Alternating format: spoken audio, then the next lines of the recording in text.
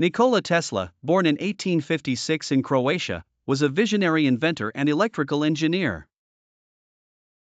After moving to the United States, he worked with Thomas Edison but soon pursued his own ideas.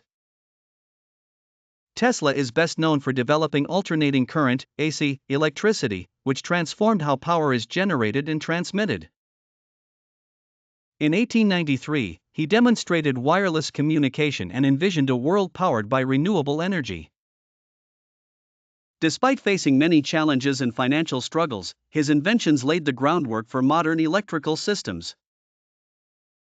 Tesla's legacy lives on, inspiring innovation and creativity in technology today.